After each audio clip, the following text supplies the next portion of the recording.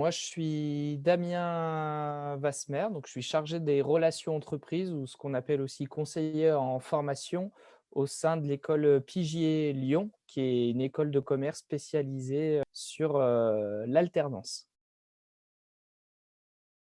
C'est un métier qui est relativement complet. Il y a une partie qui est reliée, on va dire, à l'événement, donc avec l'organisation de salons pour aider à l'orientation justement des étudiants. On fait aussi des portes ouvertes complémentaires pour expliquer un petit peu plus dans les détails les parcours de formation, les spécificités pour essayer de consolider les projets d'orientation. On organise aussi dans le domaine de l'événementiel des conférences métiers. On va faire appel à des professionnels du secteur qui vont échanger en direct avec les étudiants qui ont un projet d'études pour conforter, on va dire, la projection par rapport au métier, valider que ce qu'on fait en formation et ce qu'on va faire demain, ça correspond bien au vrai métier qui sera exercé. On organise aussi des forums de l'alternance. Donc là, l'objectif, c'est de mettre en relation des entreprises qui sont partenaires de l'école avec nos étudiants, justement pour qu'il y ait des opportunités qui soient créées et que cela puisse aboutir sur une opportunité d'alternance. Il y a aussi sur mon poste toute une partie sur l'accompagnement à la recherche, donc via l'animation d'ateliers coaching collectifs. Donc on est une quinzaine de personnes en tout et on va donner un certain nombre de tips justement pour aider à bien faire les bonnes démarches pour rechercher une entreprise. Il y a également toute une partie accompagnement des entreprises dans leur recrutement en alternance. On va apporter un soutien pour faciliter leur process en recommandant des étudiants de l'école, en faisant des préqualifications de candidature. On va avoir aussi une partie administrative. Si un étudiant est validé par une de nos entreprises partenaires, on va mettre en place toute la partie contractuelle. Donc, c'est le contrat de travail, c'est les conventions de formation où il y a un vrai accompagnement sur mon poste. Et là, on est en lien avec les responsables RH, les dirigeants d'entreprise, les comptables et également les OPCO, qui sont les organismes qui enregistrent ensuite les contrats d'alternance. Il y a aussi tout ce lien avec les équipes pédagogiques, puisqu'on est en lien avec les formateurs et toutes les personnes qui vont organiser les formations au sein du campus. Et le dernier point, c'est qu'il y a le suivi des étudiants dans le cadre de leur alternance. Donc, il y a tout un tas de déplacements qui sont réalisés sur une période de l'année pour savoir comment ça se passe dans les missions en entreprise et sur le suivi pédagogique pour échanger avec le tuteur et l'étudiant en direct. Et c'est vrai que par rapport à l'ensemble des formations qui sont proposées, on a plein de personnes en fait qui sont entre guillemets en reconversion. Ça peut commencer par un étudiant par exemple qui va se diriger en faculté et le système correspond pas trop à ce qu'il souhaite faire ou il a du mal à se projeter et du coup il va entamer une réorientation pour trouver peut-être plus de sens ou avoir une approche plus concrète. Et là, on essaye d'accompagner par rapport à ça. Et on a aussi des personnes qui ont travaillé parfois 1 an, 2 ans, voire beaucoup plus. On a des personnes qui ont parfois 30, 40 ans, qui reprennent des cursus en alternance en bac+2. Donc c'est des sacrés projets et on l'aborde pas du tout de la même manière puisque l'objectif, c'est qu'il y a déjà un vécu. Si on est dans cette réflexion, c'est que, justement, on se pose des questions, on essaye de trouver des réponses et l'objectif, ça va essayer de non pas d'orienter, mais de confirmer si le projet est le bon ou pas par rapport à ce qu'on va proposer en termes d'offres. Puisqu'on reste une école avec des offres de formation et soit ça va correspondre au projet, soit non. Et après, il y a plein de critères qui vont rentrer en compte. Ça peut être des critères liés au statut, ça peut être des critères de durée de formation, de côté très professionnalisant ou d'avoir des fois encore des approches théoriques. Et là, c'est la personne, en fonction de sa situation et de son projet, qui confirmera ou non ce qui lui correspondra. Et puis même au-delà de ça, c'est des personnes qui ont déjà un vécu, qui ont des expériences, que ce soit en école ou même en expérience professionnelle à côté et ce sont toujours des leviers qu'on va pouvoir utiliser. Heu et souvent, ce sont des personnes en termes de motivation, ça va être différent de la personne qui est dans un cursus classique et qui va être dans une forme de continuité. Pour lui, c'est logique, il n'y a pas trop de questions à se poser finalement. Les personnes en reconversion ont souvent une motivation qui va être plus grande pour que le projet aboutisse une fois qu'on a levé tous les points si le projet est cohérent. Ce qu'on va proposer, c'est aussi des choix de priorisation en termes d'orientation. Vu qu'on a différentes filières sur différents métiers représentés, effectivement, à un moment donné, on peut se poser la question, bah, ça m'intéresse, c'est peut-être ça aussi. Et du coup, on étudie les 2 possibilités tout en disant à la personne qui est dans cette situation: «Attention, on va quand même prioriser un choix numéro un, un choix numéro 2». Puisque vu qu'on est en alternance aussi, notamment sur les projets et en lien avec des entreprises, c'est comme si demain vous demandez à un recruteur, bah, je veux être RH, mais je veux être aussi responsable commercial. L'entreprise, elle va pas comprendre. Donc, c'est-à-dire qu'à un moment donné, il va vraiment falloir faire un choix et ce choix va conditionner aussi la formation derrière. Donc, on prévient aussi dès le départ en fonction des écarts qu'on peut avoir en termes d'orientation. Il faut quand même arriver à trouver un projet qui soit cohérent et pas dire oui à tout, sinon on va Mmh. se perdre. Travaillant avec des personnes qui n'ont pas encore une grande carrière, je considère que c'est surtout la motivation, hein, qui est la clé de tout. Quand on pose la question même à une entreprise qui souhaite recruter, bah, surtout sur ce que je connais et ce qui est l'alternance, le premier critère, c'est la motivation.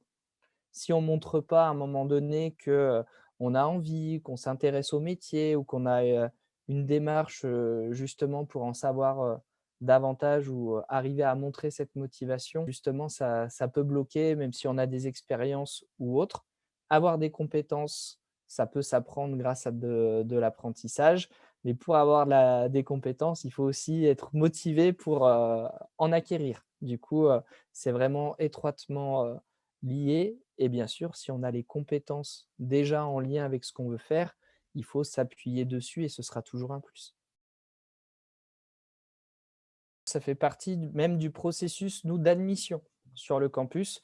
C'est-à-dire qu'on a un travail qui est fait dans le cadre de l'entretien d'admission sur le CV. Vu qu'on va être confronté à de la recherche d'entreprise, on va valider le CV et le contenu de la lettre de motivation. Ça fait partie du processus, mais, parce qu'il y a un mais, c'est-à-dire que quand on postule aussi derrière auprès d'entreprises, c'est pas parce qu'on a donné une validation par rapport à un projet d'études ou autre qu'il faut ressortir le même CV et la lettre de motivation. Ce qu'on va rechercher, ce que vont rechercher les entreprises derrière, c'est cette personnalisation. Si on personnalise pas et qu'on envoie toujours le même CV standard et qu'on démontre pas une recherche par rapport au poste, aux compétences qui sont ciblées, qu'on possède peut-être, on doit les mettre en avant sur son CV et ça va demander cette démarche de personnalisation.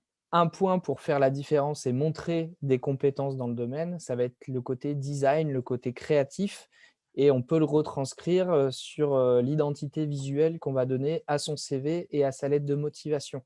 Donc montrer ses compétences dans le domaine quand on postule auprès d'une entreprise ou s'adapter à l'image de marque ou à certains produits que peut présenter l'entreprise. Il y a certains modèles, certains exemples qui deviennent connus, justement en termes marketing de CV qui sont vraiment intéressants et ça montre aussi des compétences au-delà de ce qu'on va écrire purement dans le CV. Dans le processus, le point le plus important, ça va être le CV. C'est là où il faut passer le plus de temps pour, justement, le mettre à jour, correspondre à l'entreprise, avoir un vrai travail dessus puisque c'est le premier point qui va être regardé par une entreprise. Ça peut être bien de mettre, des points clés. Donc, et que ce soit dans le cadre de la formation ou même, d'expériences, professionnelles qu'on va développer via des stages, via de l'alternance, des CDD et même des CDI. 1er point, c'est de hiérarchiser ces compétences clés et faire le lien avec le poste pour lequel on postule. Un point qui est important et que personne, ou trop peu de personnes mettent en évidence, c'est un titre de CV qui correspond à l'offre de poste. Directement sur le CV, ne pas avoir de zone blanche. Un CV, il tient sur une seule page.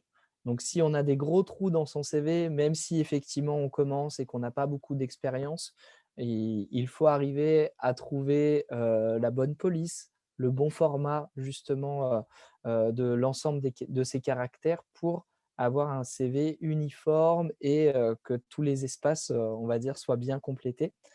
Et on ne doit pas négliger les expériences qu'on a pu avoir. Je prends souvent l'expérience d'étudiants qui disent: «Bah oui, voilà, moi j'ai eu telle expérience, j'étais, caissier, dans telle ou telle enseigne, j'ai travaillé dans les travaux publics», ou voilà. Sur le principe, on n'y trouve pas forcément d'intérêt, mais au-delà du poste, on a fait du travail en équipe, on fait de la relation client, on peut être, contraint à un certain nombre d'efforts physiques aussi en fonction des métiers sur lesquels on a pu travailler et ça, ce sont des choses qui vont donner des valeurs et des premières expériences qui vont être fondatrices pour construire le reste. Bah, la lettre de motivation pour moi, ça fait partie du processus de recrutement d'une entreprise. Donc, même si des fois on a du mal à comprendre l'intérêt de la faire, il faut, répondre à ce standard pour justement, finaliser une démarche de recrutement. Donc, pour moi, il faut respecter déjà les standards de la lettre de motivation. C'est-à-dire, avoir bien ses coordonnées perso, mais aussi celles de l'entreprise, mettre un objet, daté, indiquer aussi le nom de la personne qui recrute plutôt que madame, monsieur déjà pour, avoir un côté, personnalisé et l'objectif de la lettre de motivation, ça va être surtout de voir un esprit de synthèse. Comment on va présenter ses arguments, comment on va personnaliser aussi sa lettre de motivation par rapport au projet qu'on va apporter à l'entreprise ou ce qui nous sensibilise quand on postule auprès de cette entreprise. C'est toutes ces données qui vont pouvoir être analysées dans la lettre de motivation et bien sûr, il y a l'aspect orthographe, qui est aussi, ciblé. C'est-à-dire que voilà, on va regarder, s'il y a des fautes ou pas et d'un candidat à un autre et bah, parfois ça va faire la différence. Pour moi, la lettre de motivation après le CV, c'est ce qui permet de distinguer des candidats qui vont être, en sélection finale. Ça va commencer par les coachings, collectifs. On va donner des informations un peu plus génériques, mais qui sont en lien avec, les formations qui correspondent au projet de l'étudiant. Donc, il y a déjà ce point-là et puis après effectivement, le fait de travailler régulièrement avec des entreprises, des responsables RH, des tuteurs, on a une vision aussi sur les attendus, sur les missions, les postes et du coup, on va apporter un conseil complémentaire aux étudiants qui peuvent avoir une opportunité d'entretien donc, tous ces points sont hyper importants. C'est vrai qu'au-delà du discours, on regarde une posture, professionnelle, qui a plein de choses. Ça peut être, la présentation générale, la prise de notes aussi pendant l'entretien que nous, on peut recommander aussi, régulièrement, surtout qu'on a des formations, dans l'administration où, on a pas mal d'étudiants qui seront amenés à animer ou participer à des réunions donc c'est aussi, une posture, qui représentera le quotidien demain. Voilà, il y a plein de petits conseils qu'on va donner, de se présenter en 2-3 minutes pour faire un petit pitch ou d'arriver à présenter une expérience plus qu'une autre puisqu'elle sera compatible avec le poste et une autre, expérience pas du tout donc ça sert à rien de l'expliquer pendant plusieurs minutes puisque le recruteur va pas trouver d'intérêt. On essaye de donner justement ces outils qui vont aider l'étudiant à peut-être faire la différence en entretien. En tout cas, c'est ce qu'on leur dit, en fonction de la préparation, des questions qu'on va se poser, des renseignements qu'on va récolter sur l'entreprise. On va faire des démarches que tous ne font pas et c'est comme ça qu'on va arriver à se distinguer des autres et qu'on optimisera nos chances de décrocher le poste. Il y a des dispositifs qui existent pour la reconversion professionnelle, mais il existe, pour moi 2 dispositifs qui aident à s'orienter. C'est le conseil en évolution professionnelle, ce qu'on appelle le CEP, qui est un dispositif gratuit qui peut être dispensé par différents organismes en fonction de sa situation et qui va permettre de faire un premier point sur son orientation. Moi, le message que je veux dire, c'est pas faire son orientation seul dans son coin ou en sollicitant des personnes à droite à gauche, mais qu'il y a des structures et des personnes qui sont spécialisées pour donner des premiers niveaux de conseil et déjà poser les questions pour savoir si le projet il peut être cohérent. Donc, avoir des professionnels vraiment du secteur qui vont avoir toute une structure de questions en touchant toutes les étapes du parcours, en regardant la personnalité, en regardant plein d'indicateurs de ce type, vont nous dire clairement si le projet qu'on envisage correspond bien ou pas. Donc ça, après, c'est à prendre aussi avec du recul par rapport aux résultats, mais ça nous permet de penser différemment. Et je pense que c'est ça aussi qui est important quand on fait une reconversion, ne pas faire ça seul automatiquement dans son coin. Il ne faut pas hésiter à justement solliciter un certain nombre d'acteurs qui vont vraiment apporter un conseil complémentaire et pertinent. Et il y a de vrais tips à donner et des choses concrètes.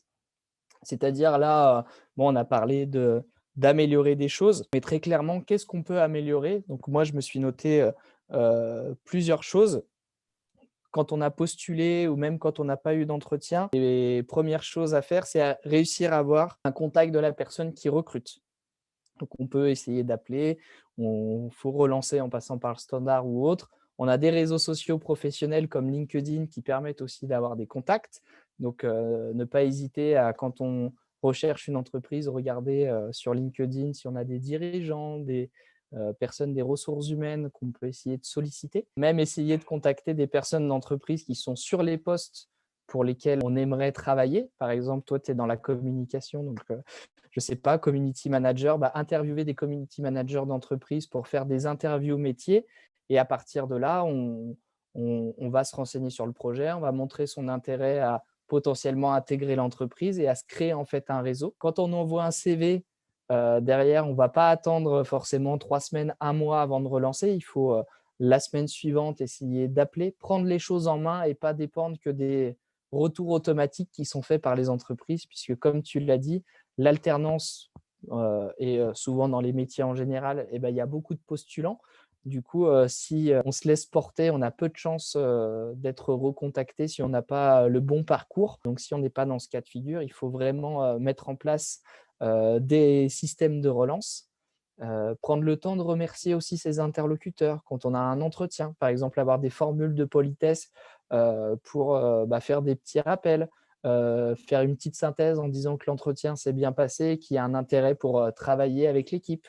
Voilà, plein de petites choses comme ça qui peuvent être mises en place, qui vont être des actions que tout le monde ne fait pas et qui vont permettre aussi de se différencier. Pour avoir toutes les chances d'être pris en entretien, c'est un enchaînement de plusieurs petites choses. Et ça va commencer par la prise de contact avec l'entreprise, donc le fait d'acter un rendez-vous pour un entretien. Ça va être les premières secondes quand on va rencontrer le recruteur, puisque voilà, on est sur les premiers échanges et c'est toujours un moment un petit peu critique où il y a des choses qui se passent. Et ensuite, il y a effectivement l'échange, les compétences sur le poste qui, là, en fonction du recruteur, ça va être le moment un petit peu clé pour savoir si la personne a bien compris les attendus du poste, si elle arrive à valoriser des choses qu'elle a pu faire et qui vont rassurer aussi le recruteur. Donc tout ça, c'est un moment bien spécifique et lié à l'entretien qui va permettre souvent de faire pencher la balance. Parce qu'un recruteur, c'est très simple, il a une forme de grille. Il va noter, moi dans mon entretien, j'arrive à valider telle compétence du candidat et un certain nombre de qualités. Et c'est celui qui a le plus de croix, entre guillemets, qui Oui. gagne. Pour un candidat qui pense avoir fait un entretien satisfaisant, qui a eu un bon échange et qui a envie de faire une action complémentaire et qui ne sait pas quoi faire, moi, je lui invite à faire ce mail de remerciement en complément pour 2 choses. La première, c'est montrer son intérêt. C'est quand on envoie un mail à un recruteur qui est en train de recruter des candidats, ça va lancer un petit rappel. Donc psychologiquement, le recruteur va se dire: «Ah oui, c'est le candidat qu'on a eu en début de semaine. Tu vois, il nous a envoyé un mail de remerciement». Et du OK. coup, ça permet au recruteur de repenser au candidat en question, à l'entretien qui a pu se dérouler. Et s'il rencontre un autre candidat après, peut-être qu'il sera un peu moins concentré sur ce nouveau candidat et qu'il repensera encore un petit peu au précédent. Il y a un aspect un peu plus psychologique, mais c'est des petites choses qui peuvent aider à faire la différence.